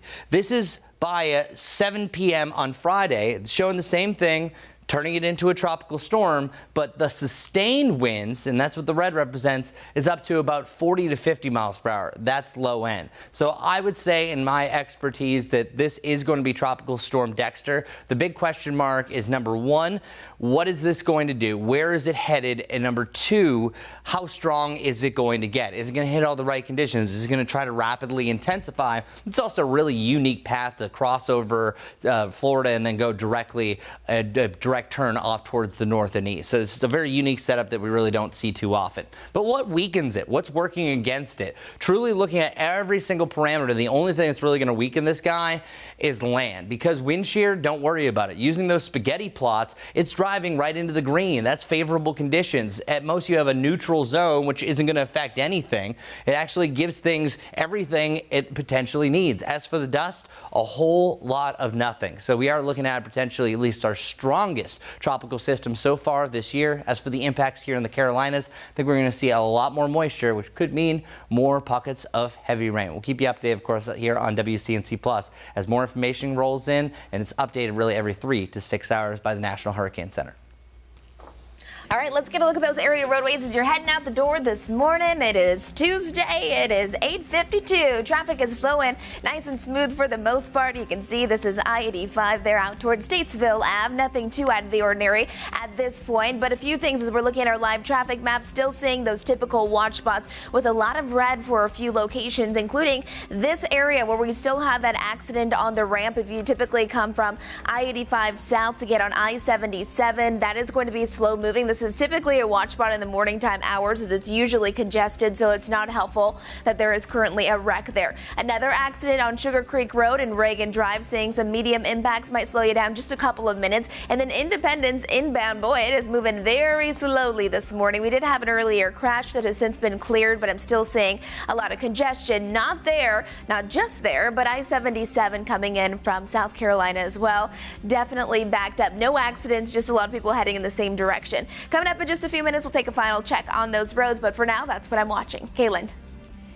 All right, Majestic, thank you. Happening right now, the nominees for the 77th Annual Emmy Awards are getting ready to be announced. And among the likely nominees for Best Comedy is Hacks, which won for Best Comedy and Best Actress last year. The Bear, also expected to contend again. And 3-time nominee Abbott Elementary has yet to win a Best Comedy, but will hope for another shot with a 4th nomination. The awards will be given out September 14th. Rooting for Abbott Elementary, always an interesting show. Reminds me of The Office. Heard great things about it. Great things about it. And The Bear, has also. I've heard that one a lot. I think I've watched maybe a couple of those episodes. Yeah. We need to get on it, folks. We're behind. I wrote them all down. I mean, we need to start playing catch up. All right. In the meantime, while we do that, take a live picture right now inside our Live Impact studio stream. Jane Monreal, there on your bottom left, hard at work already, getting the next couple of hours of news ready for you. She's going to join us coming up at the top of the hour right here on WCNC Plus. Turn us on, leave us on.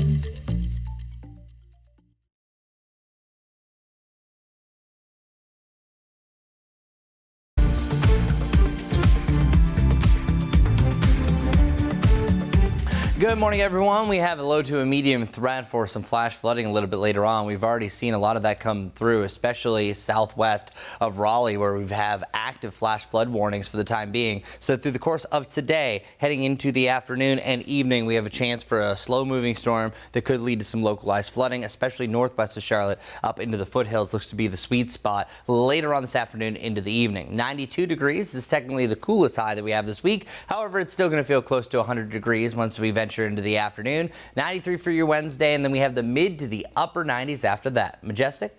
Good Tuesday morning, everyone. Your morning commute, well, it's looking like this. A lot of that rain is out of here now. Those roads are nice and dry. I-77 coming in from York County.